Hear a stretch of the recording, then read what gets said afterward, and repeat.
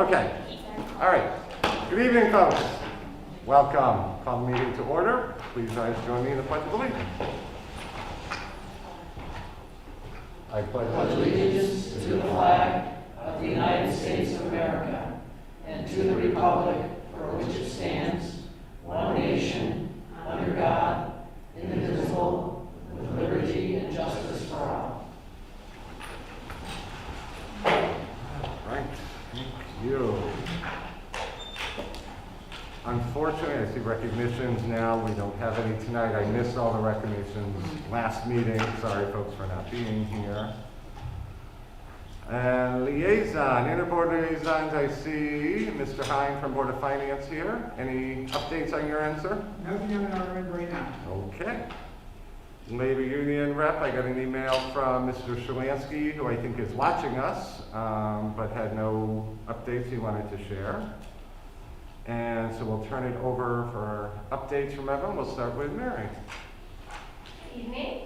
Now that we're really kind of into the school year, we have our major assessment window is open right now, so students in grades K through 8 are completing the iReady diagnostic and using math and other evaluations and assessments with their teachers to help inform instruction for the year, and that wraps up at the end of this week. So it's a typical timeline for us, and it's nice to be back on more typical schedule this year. Additionally, our PDEC, which oversees educator evaluation and professional learning, met today. We are preparing for our next professional learning session for teachers, which is on Friday, October 8th, and looking ahead to November 2nd, which will be a full day. Friday, October 8th is an early release, so it's 2 hours of professional learning time for teachers, but November 2nd, which is election day, will be a full day for our teachers, so we're looking ahead to that. We also had to revise our educator eval plan last year under the circumstances. The state offered that to school districts, and we took advantage of those opportunities to be a little bit more flexible with educator eval during last school year because of the unique circumstances. This summer, our PDEC committee decided to return to our pre-COVID evaluation systems. So we're in the process of rolling that out, updating all of our systems for that, and communicating our plan to the State Department of Education, which is required. Also due this week are our federal grants for Titles 1, 2, and 3. So that's a major undertaking and really supports various initiatives in the district. We are also incorporating into our district school climate plan new legislation around bullying, as that state definition has changed.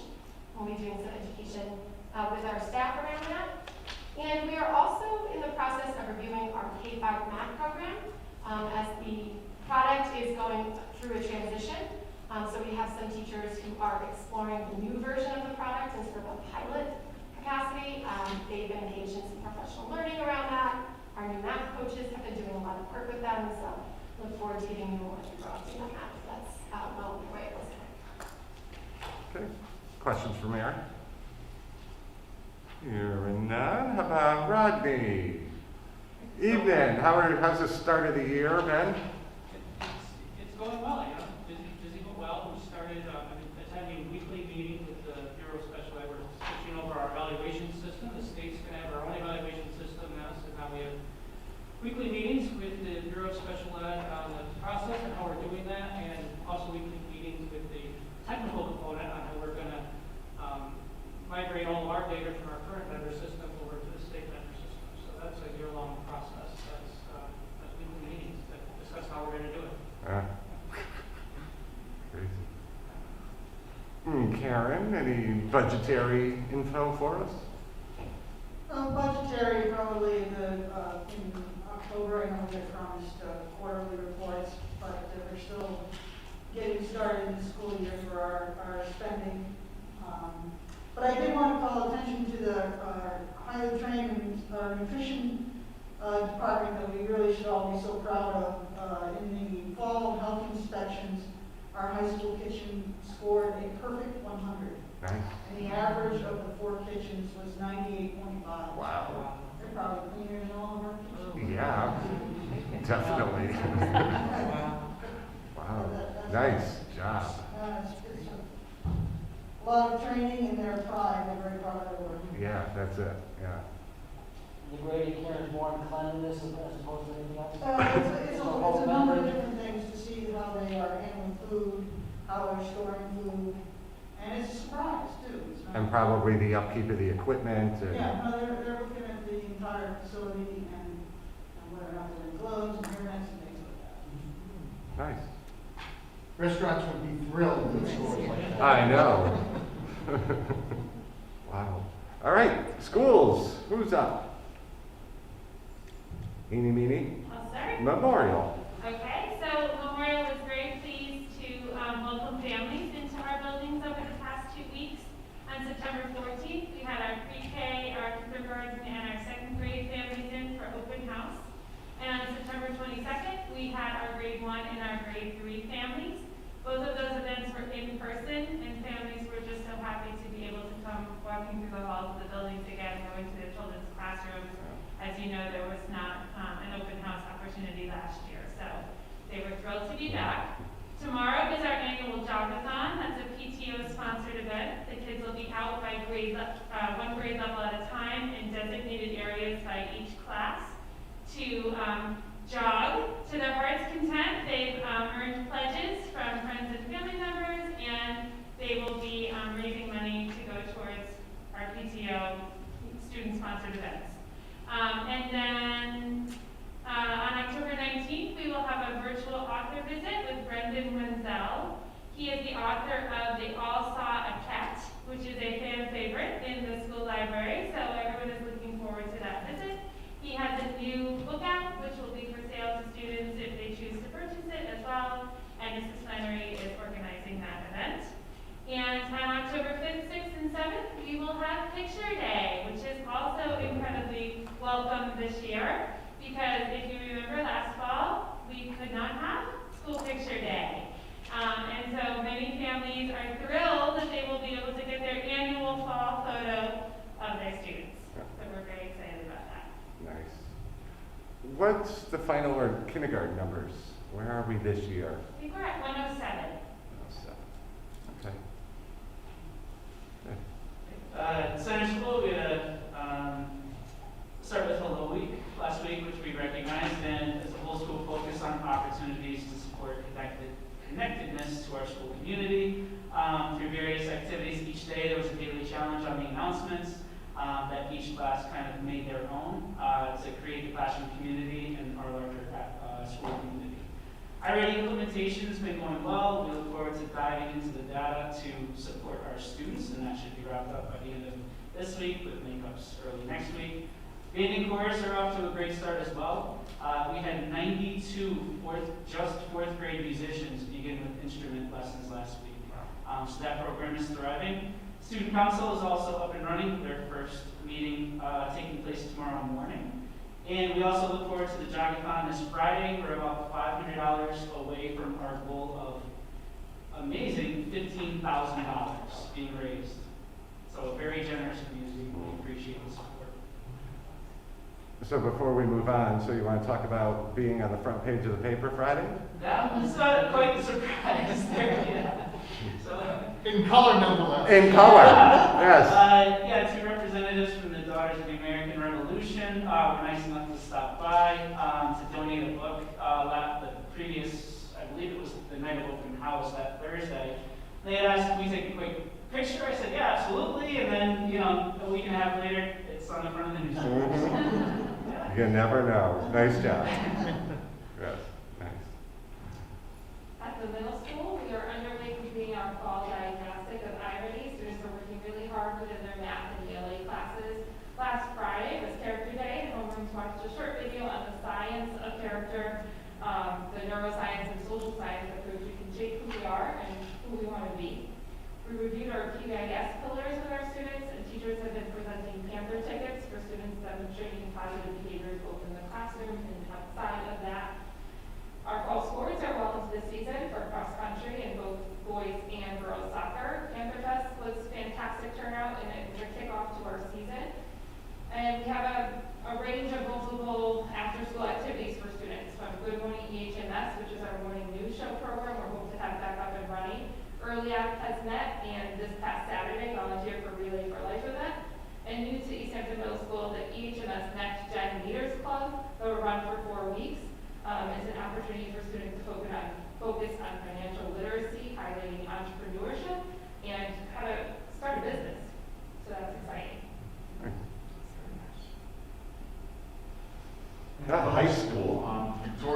Tony, one of our seniors, was just named a commended scholar in the 2022 National Merit Scholarship Program.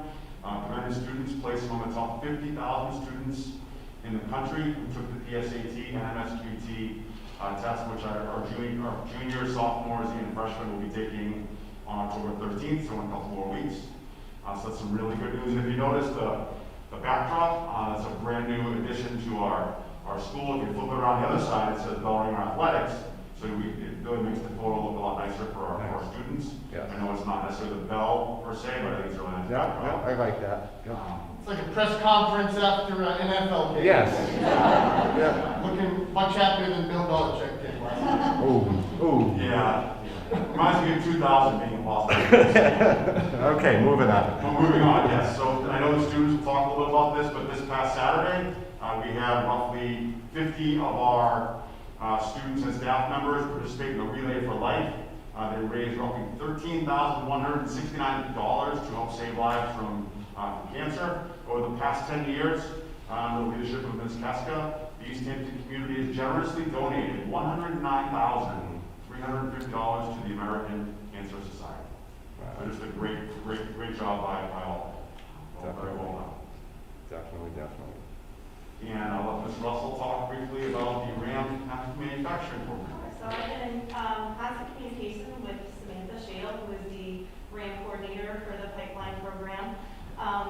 Applications are coming up due mid-October. We do have a handful of students that are looking to apply to the program, very qualified candidates and very excited. The placement test for the math portion of that program will happen in November. So applications are on a roll. They only have one session of it at RAM this year. It begins spring semester, as I said before, and we'll have spots for a handful of our students. So we're moving in the right direction and we're excited for those kids. Those numbers tend to be increasing every year. I love the programs. Yeah, it's a great program. You know, we have to, we're at the mercy kind of what's available to us. So what RAM has open. Last year they ran 2 sessions. This year it's only 1 session. So it does limit our numbers a little bit as compared to the past, but the kids that are looking into it are looking at those careers for the future and into engineering as well. So it'll be an excellent experience for them. Those sessions can go up or down depending on the year or RAM has been. Yes, it depends on RAM enrollment. So they have their sections and they say East Hampton, we have X number of spots, and our goal is to fill every spot they give to us.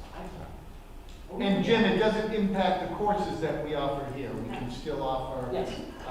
In fact, I think we could offer more courses if we felt like we wanted to double our technology staff. Oh. Do I hear a future budget discussion? Anyway. Yeah. Thank you, everyone. All right.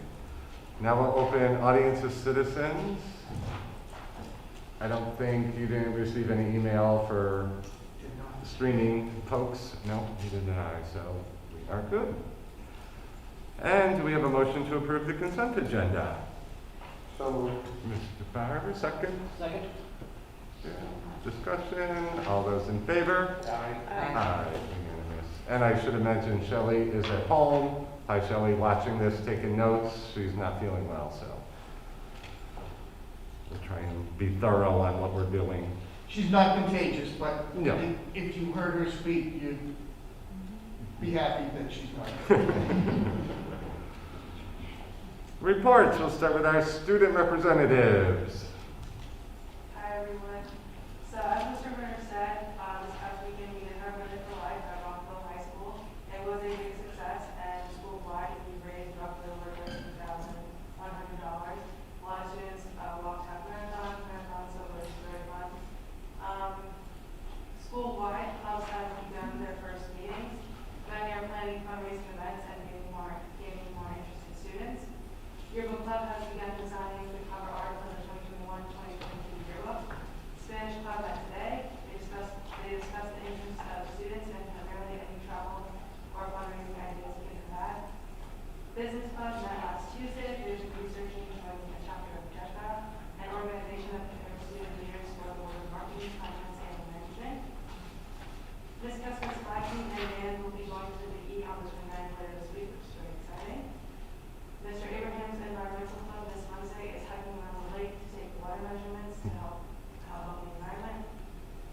Ms. Casquez and our club held Parts for Simon, cancer patient who we have been supporting for years.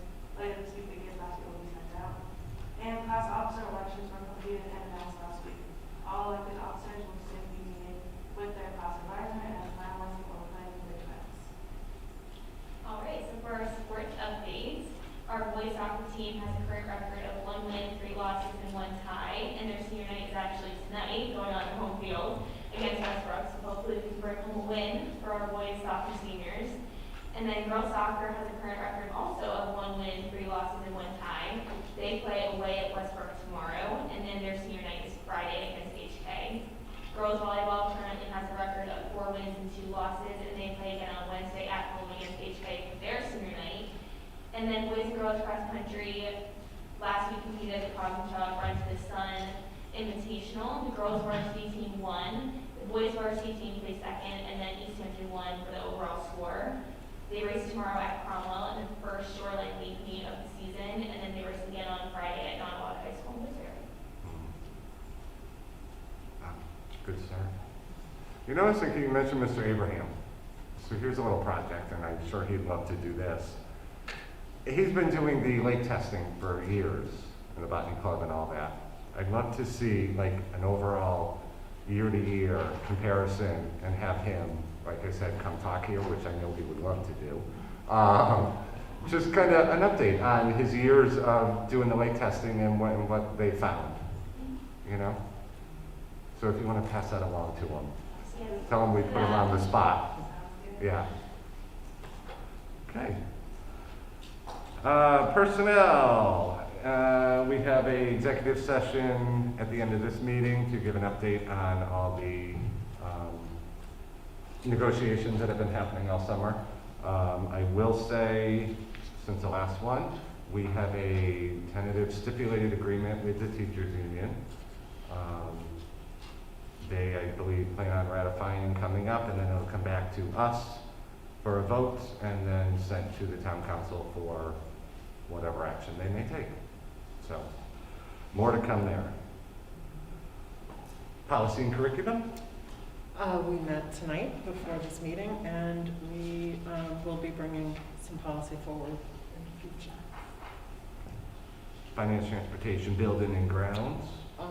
We are supposed to meet soon, yes.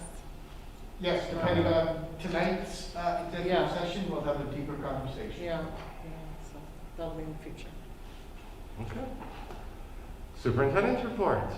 Just a couple of quick things. I'm publishing each week now a COVID dashboard. You can see that we have the blue numbers are the weekly numbers. The yellowish numbers are the total for the school year so far. I will tell you that the middle school and high school numbers, the 8 students, none of those students have been vaccinated. So we're not seeing student cases right now. Of the 5, we do have 2 staff members who were vaccinated. So 2 of the 5 have been vaccinated, but we have not seen vaccinated students get COVID at this point. At the end of next week, I'll publish the total number that we've quarantined. We're going to do monthly basis, monthly numbers for quarantine. We were doing weekly quarantine numbers, but it was misleading because a student who's quarantined may be quarantined more than 1 week. So it looked like these very high numbers, and there were some of the same students repeating. So what we're going to do is at the end of the month, we will publish the total number of students who were quarantined for September. You're going to find that it's lower than we were facing last year. The CDC and DPH changed the guidelines so that instead of being within 6 feet, you could be within 3 feet and not have to quarantine. We're also doing a more targeted quarantining. In the elementary school, we will quarantine the entire classrooms, and that proves fruitless because we're not seeing any spread for students that were quarantined. Mr. Berner had a recent case where of the 20 students who we did contact tracing for in his most recent case, Only 3 of them were unvaccinated, and the CDC and the Connecticut DPH are saying those students who are vaccinated at this point do not need to be quarantined. They do need to be monitored for symptoms, and if they start to show symptoms, then they have to be quarantined and tested. But for those students who are vaccinated, at this point, as long as they remain asymptomatic, they do not need to quarantine from school or athletics. The other thing that I'm starting to publish on a weekly basis is our number of students ages 12 to 17 who are vaccinated. In the update and in that weekly highlights that I give the board, you can click on that link. You can see all age groups for our town and every town in Connecticut. Compare the ages 12 to 17, and you'll find that, in a lot of cases, we're 10 to 15 percentage points higher for students initially vaccinated and those students who are fully vaccinated. In your packet, there's an explanation of Executive Order 13G. Today was the first day of impact of our staff, and this includes all of our fall coaches.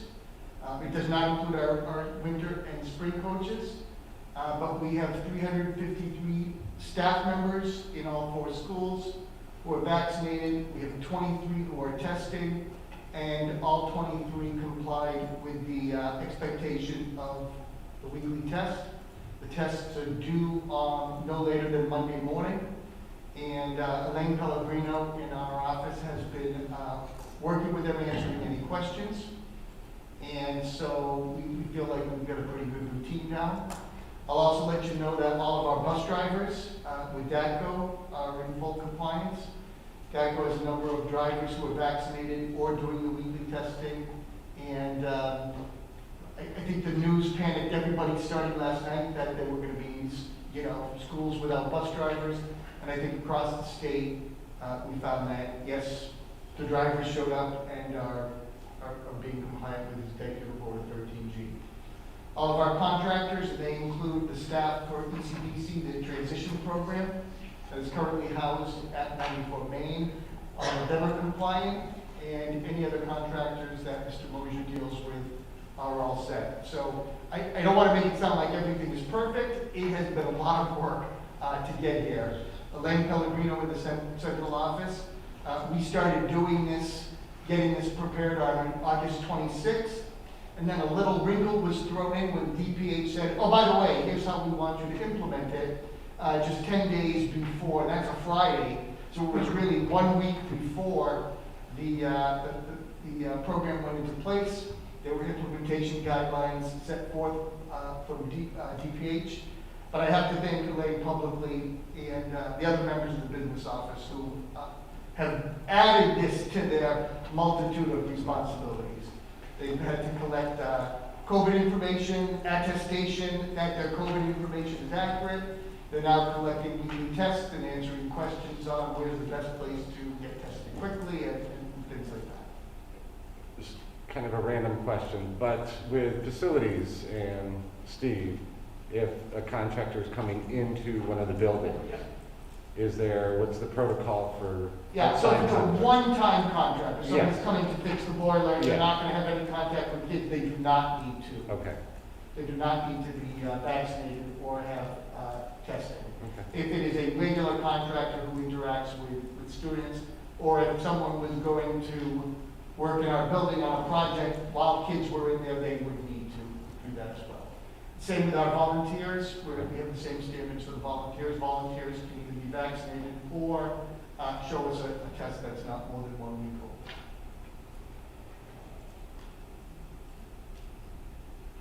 Any questions on that? And that's really the extent of the superintendent's report. And we have no presentations. I don't think we have unfinished business on the table, but new future business. Anything? I know, it's about a month till election and change over some of the board members. In future business, at our next meeting, you're going to get a presentation from the high school on SAT AP results. Yep.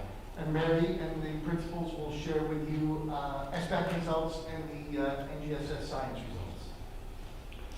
See, I'll say now, I will not be here at the next meeting. I happily, it's not like a family thing this time, my sick mother, parents' weekend, so I'll be in Montana for the next one, so. Wow. No personnel actions, last audience of citizens, which Mr. Hine, audience this time? No, we are good. Calendar events is attached, lots of things happening. Any other questions, comments? With that then, if we need we're gonna go into executive session. Motion to go into executive session. And a second, Jim, or Justin, sorry. Discussion, okay. With that then, we will adjourn into executive. So thank you all, we'll take like a 5-minute and we can clear everyone out and we'll get started. Thank you, everyone.